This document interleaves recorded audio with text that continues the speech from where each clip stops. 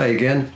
I was preparing for this video and doing some reading. Videos about quite an interesting type of shooting, and I hope I get the terminology correct, but I was looking up Swiss Schützenfest rifles, and I've got on the table a couple of Martini rifles from Switzerland, and apparently this was a very popular thing and may still be very popular in Switzerland. When I was doing the research, I came across a really interesting article in one of the NRA sites.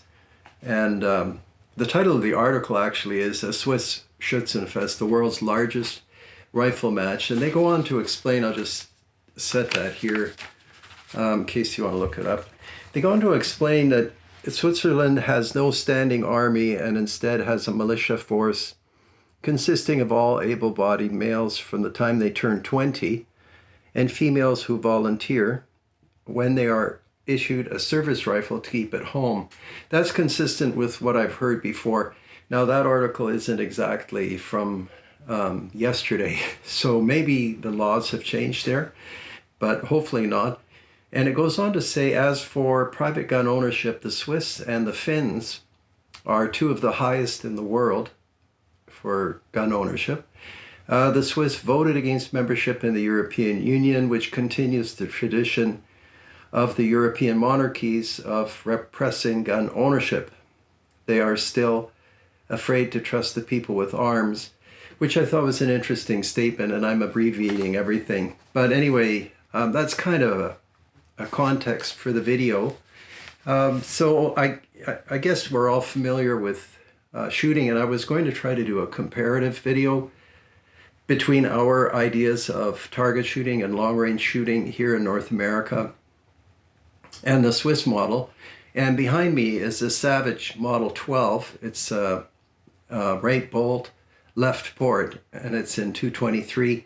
Amazing accuracy, and that would be accurate in terms of how we think about accurate at long range.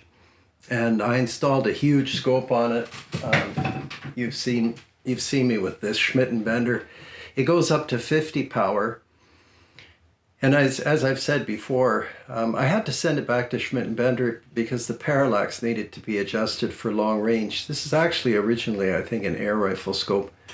Anyway, the magnification is so incredible that you easily see your pulse when you're trying to shoot.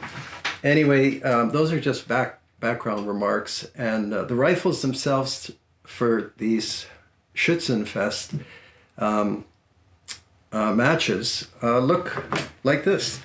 And I'm lucky enough to have a small collection of them. You may remember a couple of weeks ago, I think I made a video on the Jeffrey Martini action.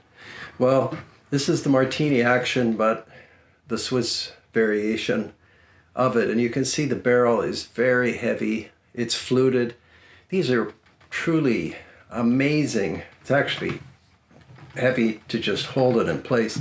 You can see that the rear sight itself is so well made and calibrated. And you can also take note, target shooters especially, that it's not an aperture sight. It's just a regular open sight. And so what goes on at these matches, and I spoke to a fellow who said that, you know, he knows what's what.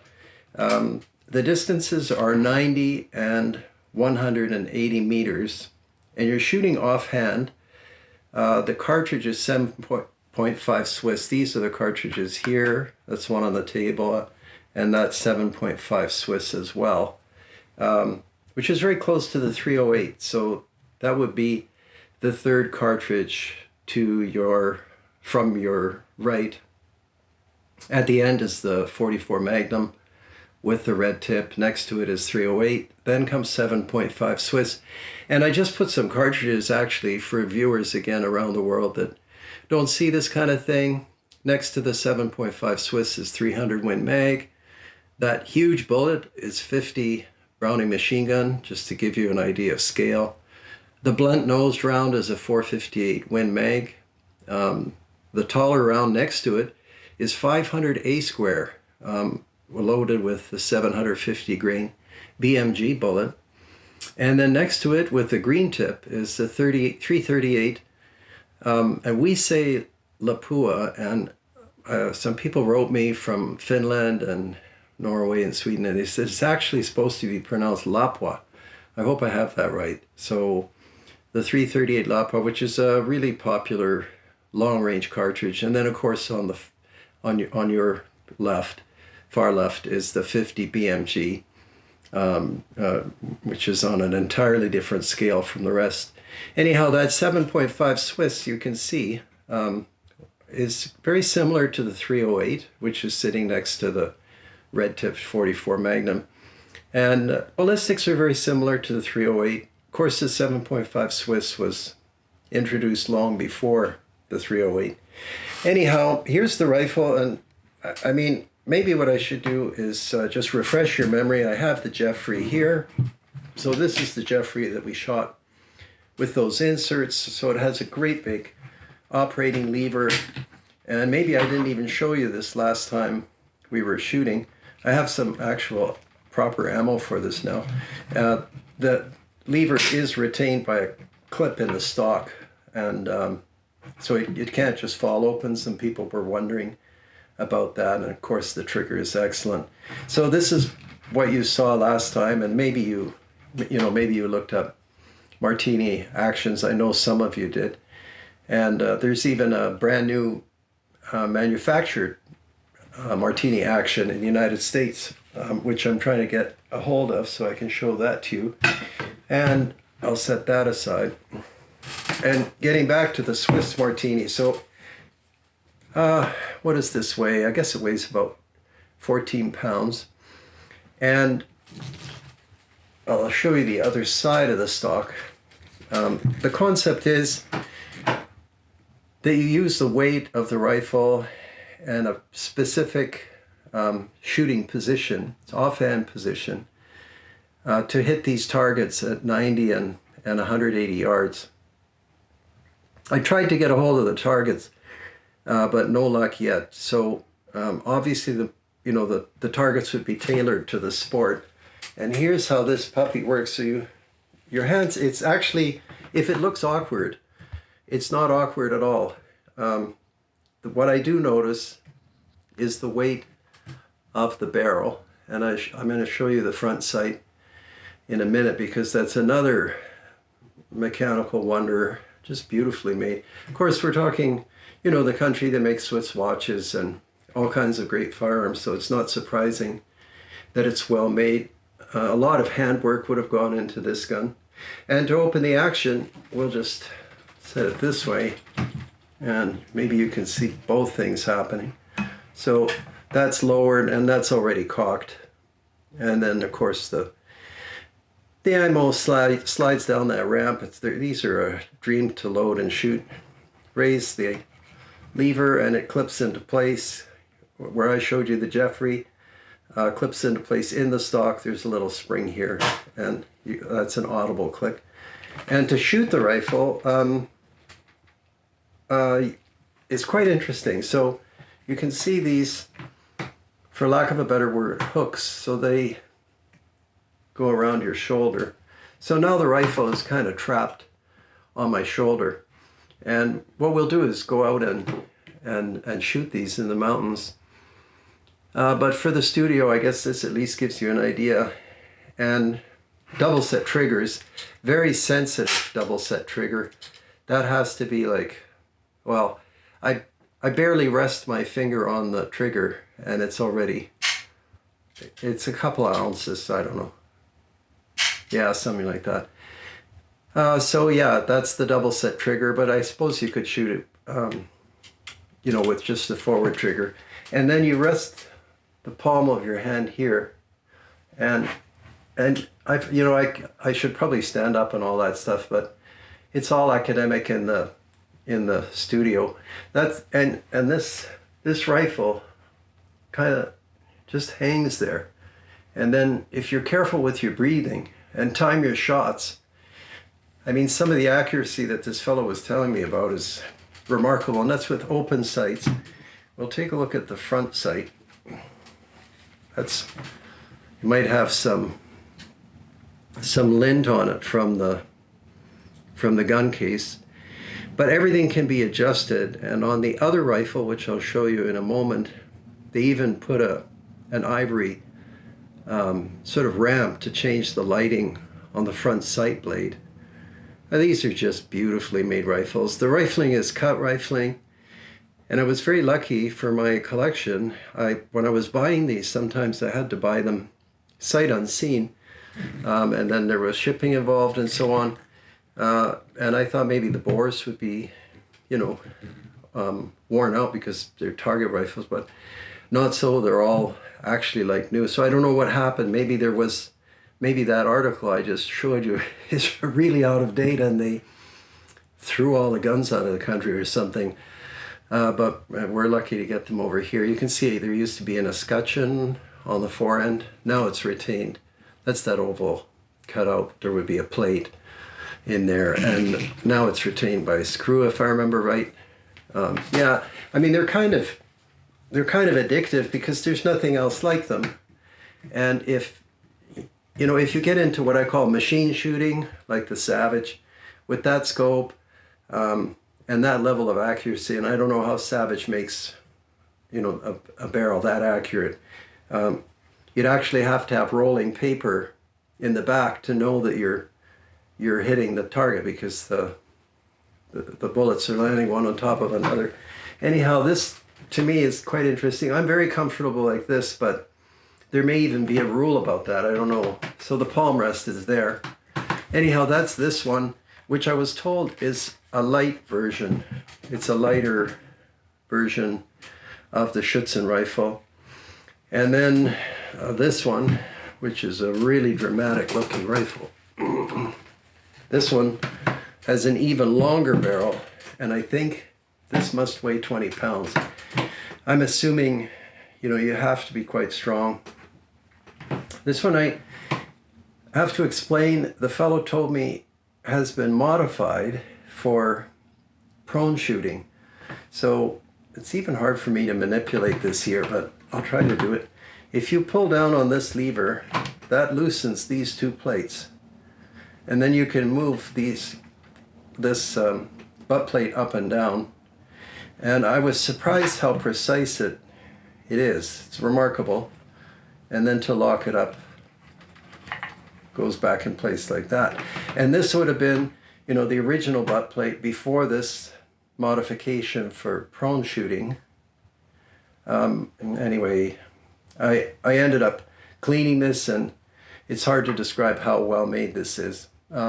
It's probably been amended, so there should have been another part here, but that wouldn't be necessary for prone. That's possibly all incorrect. That's just what I learned. If you're watching from Switzerland, please tell us more. This is a solid silver lever and beautifully constructed. This one has the thumb rest here carved into the stock so that you can rest your thumb. Everything I think that can be done to give the shooter comfort to make that offhand shot at those long distances, 180 meters, I should say, is quite a ways. So yeah, again, it's very comfortable, and if you hook up everything, of course, I can't really get my face on the stock because it would be in a prone position. Again, I'll draw your attention to the rear sight, which is another amazing mechanism. I'm sure there's much more work and know-how and materials in that rear sight than there is in most modern rifles. And there are adjustments for the trigger, for every aspect of the trigger pull, both front and rear triggers. I'll turn it over. And the maker of this one is engraved nicely, actually, quite well done, is I, and the last name is Husser, Heusser. And then on that side of the action that you see, it says Zurich, of course, for the city in Switzerland. And we'll work the action, and now it's obviously cocked, and it's retained beautifully here, and then I'll use the set trigger. I don't think there's any harm. It's a striker. And if there is harm, I'll live with that. And the barrel, again, you can see, I guess long before we had fluted barrels over here, they had fluted barrels over there, which provide theoretically rigidity and some weight reduction.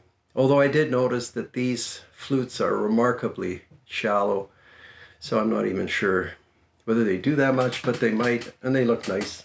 This one has the escutcheon, and that retains the forend. And here's this really interesting front sight. You can see there's a block of ivory right behind the front sight blade, and I'm sure that that would change the light effect.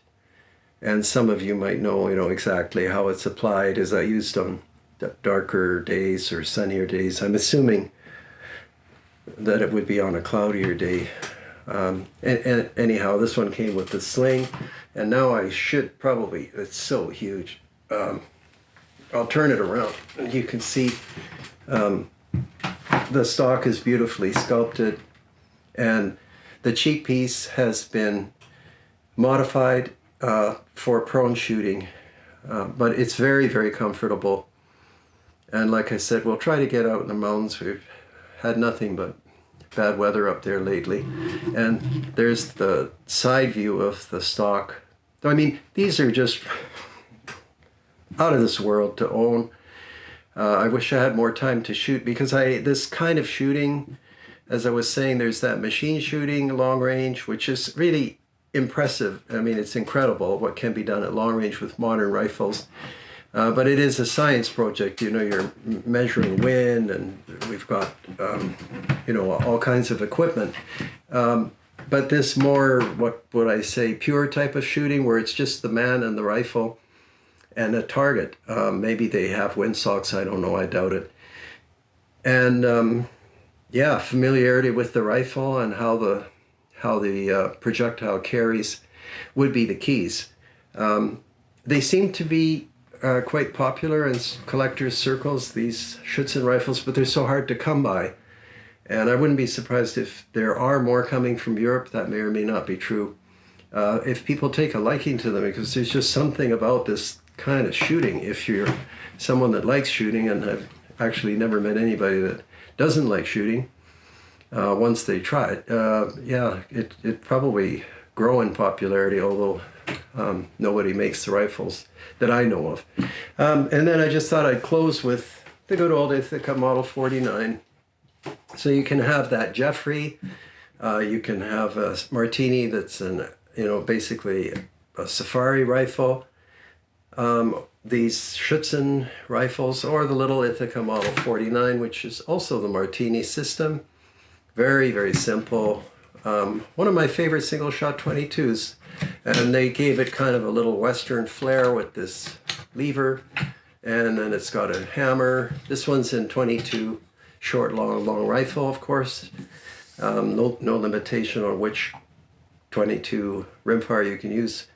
And then I have a 22 Magnum as well. So yeah, Martini action, fantastic.